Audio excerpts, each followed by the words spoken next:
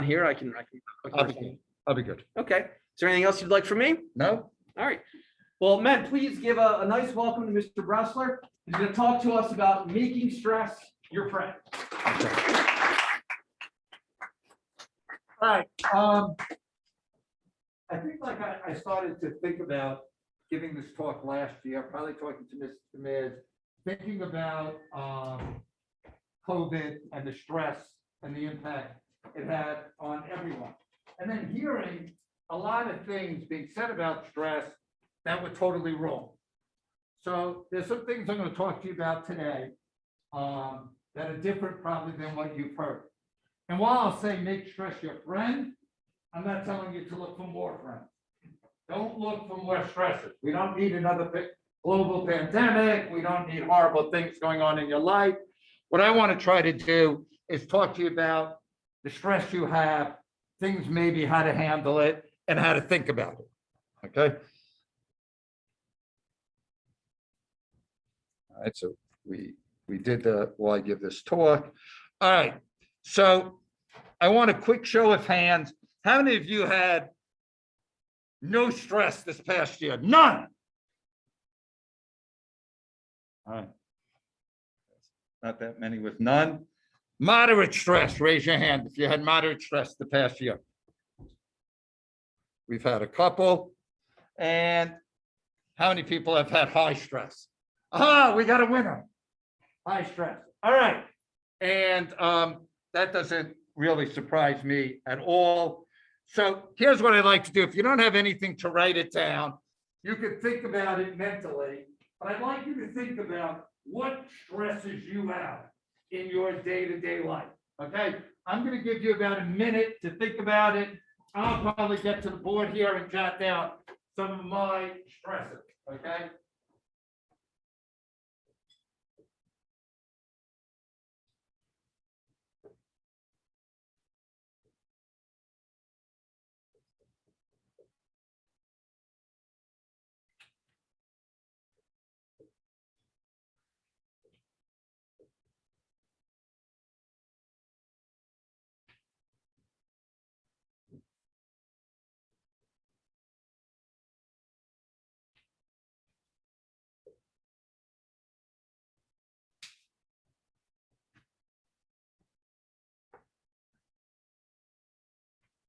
I usually like to do this with a poll everywhere where I couldn't set it up on this computer.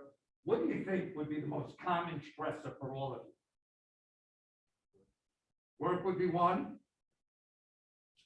School, yeah, I think school would be a definitely big stressor. Mine, if you just look over here, this talk, my job, my family's health, my health, which is never really good, and my friends' happiness. Now, here's what I want you to think about. Take all the things that stress you out of your life. What do you got? You pretty much got nothing, right? So if I took all these things out of my life, my job, my friends, my family, me, I pretty much got nothing. So therefore, we're going to have stress, and in its own way, stress is good. What's it saying? The only reason it's saying that it stresses you out means it's important to you. Okay? So here's a couple of quick things. The first thing I could say, the first thing I could tell you to do every day is 3 good things. 3 things you're grateful for each day. They don't have to be great things. They just have to be like 3 good things you do. And here's what that does. First of all, how many people, when you have an argument with your parents, think about every bad thing your parents have ever done to you in your life? Come on, be honest. All right. So I found that out with my wife at the beginning, right, of our marriage. Everything, we get into a fight, I think of every darn thing she ever did. Do you think that was a good relationship builder? You remember 4 months ago? No. I started to do 3 good things every day, like religiously. And the next time we got into a fight, what did I think of? The first thing I thought of is, wow, she made my favorite dinner yesterday. So I changed the negative that we hold on to so dearly into positive. All right. If you do three things, all of this is research-based. It changes your mindset from holding on to the bad to remembering the good. You have less anxiety. You're happier, and you can never be too grateful. It's not one of these things you overdose on. Wow, too much gratitude. All right. So I think it's an easy thing. It will reduce your anxiety. It'll make you happy. You'll have better relationships. I mean, I do it every day. All right. How many of you worry a lot? Catastrophe, worst case scenario. All right. So I used to be like that, and I developed a 5-on-5 rule. Will I be worried about this 5 minutes from now, 5 hours from now, 5 days from now, 5 months from now, 5 years from now? And typically, 5 days is the longest. If I'm not going to be worried about it more than 5 days from now, why the heck am I worried about it? Now, is that easy to say to you? Stop work? Yeah. It's hard. And that's why I wrote, take the harder right than the easier wrong. It is hard to be positive. We just recently in our social studies office had Thumbs Up Thursday. We weren't going to say one negative thing all day. And I got through the whole day. You know, I didn't say one negative thing. Take the harder right than the easier wrong. Have a critical friend. What do I mean by that? A friend you can trust, who when I'm starting to get negative will say, stop. Not to like catch me and make fun of me, but to help me. Okay? But that's my thing now. Like if I'm not going to be worried about it for 5 months from now, I'm not worrying about it. And you know, for the guys who have me, I ask for feedback every day on every class. And sometimes the feedback, like, it's not hurtful. No one's trying to hurt me, but I'm working hard and the lesson was horrible. And they're just telling me the truth. But I gotta realize, like, after like 5 minutes, I'm forgetting about it and just fixing it and moving on. So that's my 5-on-5s that I think have been really helpful for me. All right, I want to talk to you about the power of the brain, because this is going to be very influential about how you think about stress. And mindset is a very important thing. So they found 500 people who clean like hotel rooms. And what all these people had in common, besides cleaning hotel rooms, is they hated their job. They were overweight because they said they were too tired to go out and exercise. And they weren't very happy. So one group, 250 of them, they gave them like a pamphlet, like how to eat healthy, how to go exercise, all those great things. The other group, they just said, do you guys realize like pushing your car, lifting up the bed, doing all that, that's like working out. Do you realize how much exercise you get a day on your job? Okay, that's all they told them. 30 days later, they come back. Here's the results. The experimental group, they lost weight, their blood pressure's lower, they like their job more. That's the group who was just told that they're getting a lot of exercise doing their job. The other group, no change. Just the fact. Now, you can't be sitting here and saying, oh, I'm working out. That isn't going to work. Someone's already trying. But, like, if I'm starting to think, like, I do 5,000 steps a day at school, yeah, because I actually do 5,000 steps a day at school. And if I start thinking of it as exercise, then your brain releases different hormones. So the power of your brain is so important. The mindset you have is so important to the physical being of your body. All right? Lowering your blood pressure is physical. Losing weight is physical. And again, they did nothing different in their job. All right. So now I'm going to get into the stress. They did a stress test, 30,000 adults across the United States. They asked them 2 questions, right? How would you rate the stress in your life? And do you believe stress is good or bad for you? I'll deliver the bad news first. The bad news is if you had chronic stress, there's a 43, you had a 43% greater chance to die. That's not good news. Here's the good news. If you thought stress was good for you, not one person in the group died.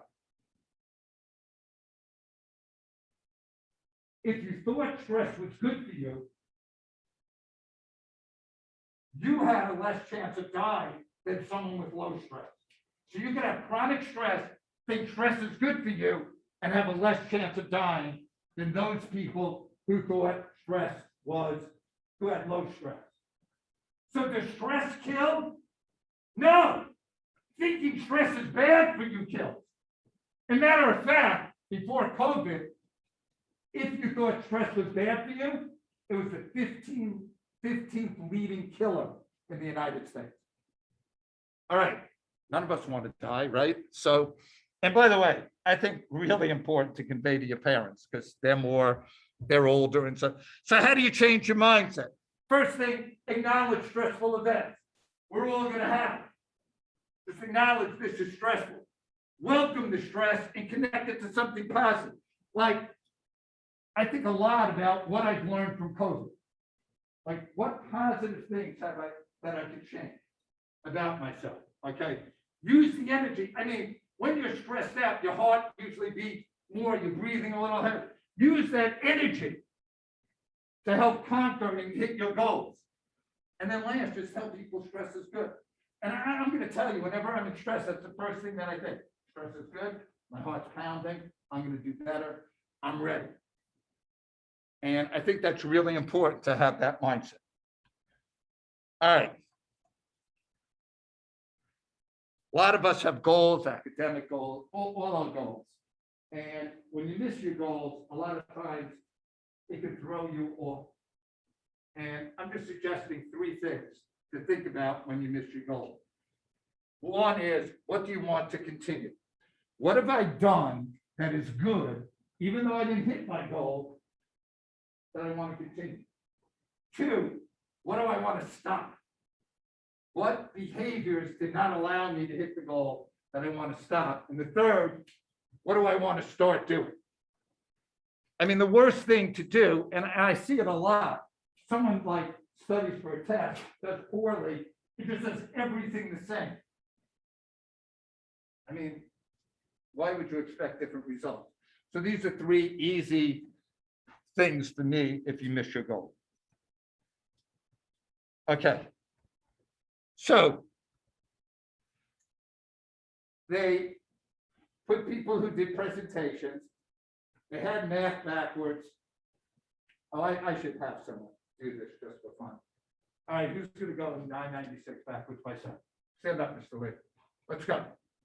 Track 7 every time? Yeah. Alright. Let's go faster. Come on, come on. 989. No, come on. 975, 968. No, come on, faster, 964, faster. 937, 940. I think you missed one. All right, so that's what they did. They tried to get people like that doing that and putting added stress to them. For the presentation, they had like people presenting and the audience trained to make like negative faces at them. All right, and then finally, the 3rd one, which is most common for you guys, is they had people preparing for an exam. So all 3 situations, okay? And they broke them into an experimental and a control group. The experimental group, they said, when you're feeling nervous and stressed out, as like, someone like Mr. Lee might have felt as I'm just yelling crazily at him as he's trying to focus, or as you might feel if you're making a presentation and everyone's like rolling their eyes, or how you feel the day of a test. They said, I'm excited. Stress is preparing my body. It's an energizer. My heart's pounding. I'm breathing a little quicker. That's getting oxygen to my brain. When you're stressed out, you focus better. They told that group. The second group, and how many people have been told this before a test? Relax, take it easy. Come on, that's what most teachers say. All right. So those are the two groups. The experimental group outperformed the control group in presentations, in counting backwards, and again, for you guys, most importantly, in taking tests. Some of you are athletes. Like the coaches said, like adrenaline is something good. It pumps your heart. It gets you ready. I never saw a coach put their hands in and say to a team, 1, 2, 3, relax. And it's just not what we do. So I'm not going to tell you on a test to relax. I'm going to tell you stress is good. It's getting you ready. It means the event's important to you. More oxygen's going to your brain. You're going to be fine. Now, again, does that mean I don't study? No. It means if you're prepared, you want to feel this way over that way. So again, you want to use your stress to help you. All right, here's this Columbia and Stanford, and actually it's the same psychologist. She just went from Columbia to Stanford. The Stanford's probably the #1 school in the country on mindset. And this is what they found. If you think stress is good, you have enhanced performance, like your grades, you feel better about yourself, you're happier, and your health is better. I mean, can we ask for anything more? Better performance, better health, more happiness. Sounds like something I'd like. All right, now, how your body reacts. If you're stressed out, your veins constrict, not allowing the blood to flow as well. And that's why chronic stress a lot of times causes heart attacks.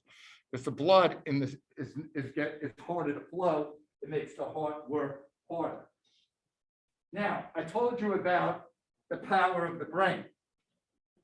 If you think stress is good for you, you then are like that bottom circle. It's not constricted, the blood flows easy. And that's why people who think stress is good for them don't have heart attacks and live longer than people who have low stress. So not only are you changing the way you think, but you're changing the physical nature of your body. And the biggest authority on this, like Dr. Crump, I heard it just recently. They asked, when does this start? Like, when does this start in a person's life? And she said, when you're like 3 years old and you cry and you're stressed out, it has an effect on your body. Okay. So at your age, my age, anyone's age, we're trying to keep our body as healthy as possible. Okay. Procrastinators, anyone? All right. So I'm going to try to give you, to me, the most effective means of beating procrastination. It's this process called WOOP. All right. And there's a lot of research that I don't need to bore you with that bears this out. But the first thing would be to think of something, a wish or a goal that you want to accomplish. Okay. All right. I'll just like give you an example. To me, I have a really bad back. My physical therapist always gives me exercises. I never do. My back doesn't get any better. I go, we have the same conversation. So I would like in the next 48 hours to start doing my back exercise. That's my wish. Your outcome, how would you feel if you did this? And you really should close your eyes and visualize. And I just visualize the pain weak in my back, how great that would feel. You could visualize like, wow, if I got my capstone finished, how relieved would I feel? Or, I got a paper finished, how relieved, and just feel the relief or the joy. Like if I got an A on the test, and just really feel it. And close your eyes and visualize it. Here's the difference of most goal setting. Then think of the obstacles. What prevents you? Like what prevents me from doing my exercise is when I go up to my room, there's so many things I want to do more. And I want to get online, I want to check this, I want to watch YouTube, I want to text a friend. I mean, and with the obstacles, think of things you're in control of. What are the obstacles you're in control of? And then put a plan together. So it's a what if. So now I put when. So if I was doing this, I'd say tomorrow, because I'm not going to be home tonight, at 6:45, I'm going to my basement, which has no electron, which has nothing. So I'm going to have nothing. And I'm going to do all my exercise. So I kind of put together a plan, a specific time, where I'm going to be, and how I'm going to overcome those obstacles. So your plan should be very specific and how you're going to tackle the obstacles. And I know, I used to give this a lot to students who had trouble getting work done when I taught like lower level students. And I was amazed at how well it worked. Is it a miracle? No. And by the way, anything you try for the first time is not going to be great, right? I mean, think of it, and anything you do the first time, you're practicing. So if you try to do it over and over again, I think it'll get you to accomplish things, do things. And it's probably a 5 to 10 minute process, but man, if you get your things done, it's worth it. All right. When you're stressed out, I think you need to reach out for support. This is probably anecdotal in my life, but men are worse at that than women. Women are great at going around hugging each other. And by the way, when you do like hug, oxytocin is released, which is a great, and I'll talk about that in a second, is a great thing to prevent like any damage to your body with stress. But I think men tend to hold a lot in. And I think that just builds your stress up and it makes it worse. So I would say, when you're feeling stressed out, find a friend, talk to your friend, let go of your emotions. It's funny, today in one of my classes, they were talking about the junior retreat. This kid said, I hate it. And I said, why? Like, I just thought they'd like a day off from school. He said, oh, it's a bunch of guys talking about emotions. And yeah, most guys don't like that. So anyhow, here's what happens. Again, if you talk to a friend, your heart reacts differently. Oxytocin is released. The blood vessels are not constricted at all. And when oxytocin is released, it covers your heart and protects your heart from damage.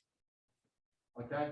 Also, when you release oxytocin, you usually feel closer to the person that you release it with. So not only are you building better friendships, you're protecting your health more. And in another study of 1,000 participants, if you helped a friend or your community, stress had no harm to you. Okay? So, I mean, those are two good things, right? Helping a friend, helping the community. There. All right. The last thing I would say is mindfulness. And we did have a counselor here who used to work with mindfulness with you guys. But that's just like meditating. What I try to do is 5 minutes a night or 10 minutes a night. I just thought, I close my eyes and I just try to hear myself breathe in and out and just clear my mind.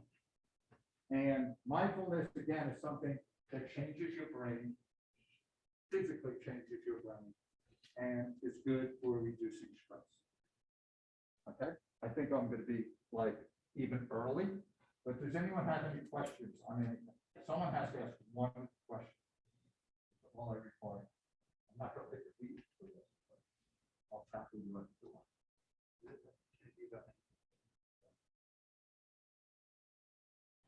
No, yeah, the volunteer. In regards to like mindfulness, like do you find yourself like, I mean, I know you said that you like close your eyes and stuff, but like how do you kind of keep your mind clear, like intrusive thoughts? Like I've tried to do before, but like I found myself sort of like thinking of different things, like drifting off what I want to be doing. So like how do you kind of clear your mind? I agree with you. And I'll go back to what I said like 2 minutes ago. nothing you do at the first 5 works. So you might want to try to do mindfulness for 30 seconds. Do you know what I mean? And then you build up to a minute, and then 2 minutes. I'm the same way. And by the way, if something comes into your mind, don't just say, oh, I screwed up. Just go, okay, clear it out. I'm going to start thinking about my breathing again, and then go on. I think like people expect like meditation to be perfect. And there's some people who are awesome at it. I'm not one of them, but I think you could build up into it. What's the acronym of WOOP again? It's wish, something. I'll put the slide back up, okay? Mr. Bressler, can I make a comment about your mindfulness meditation thing? Sure, go on, I have Dr. a Moore. colleague over at the university, she studies mindfulness, and she said one of the things that helps people when they're first learning to meditate, to keep their mind from wandering, is to get a mental image, like maybe a place that you really like, or like a tree in your backyard, or something that's like attractive and appealing. Like for me, I would think of like sitting on the beach in Ocean City, like the view, place where we go. And if you can stay focused on that mental image while you're relaxing and concentrating on your breathing, it helps your mind from wandering off because you're thinking about the visual details of your memory. It essentially distracts you from all the worries and all the things that are going to create That's mental imagery. That's if you Makes sense.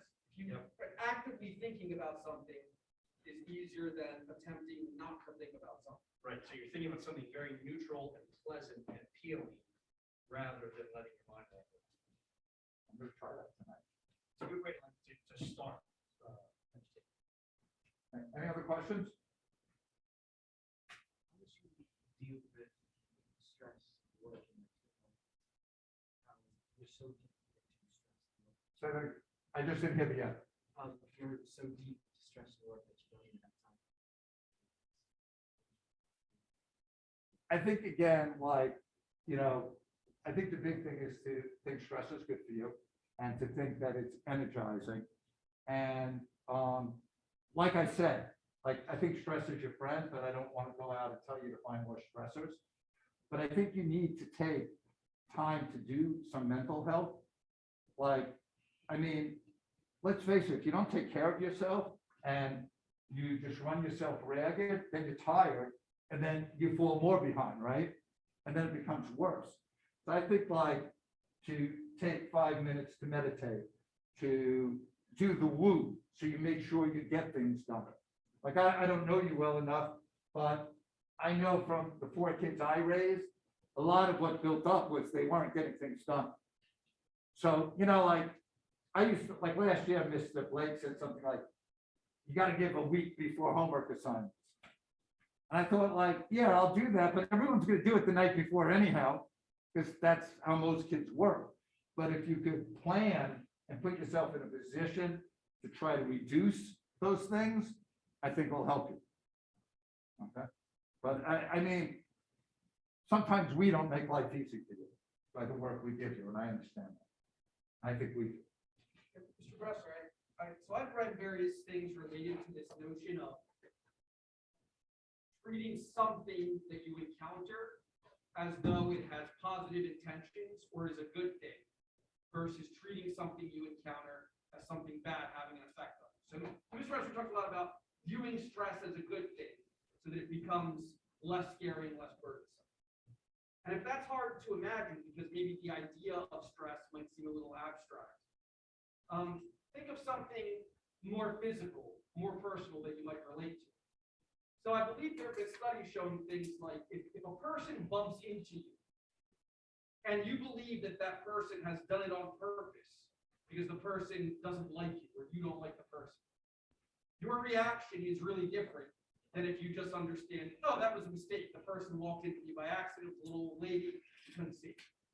Your reaction to the stress in the broadest sense, the stress of being bumped into, is different if you view the stressor as having a good intention or a harmless intention versus ill will. People who exercise will say the same thing about the physical pain that they feel when exercising. If you're new to exercise and you feel, say, your calves burning when you run, some people freak out, right? This is pain, it's bad, I don't like it. The exact same feeling happens, and the mentality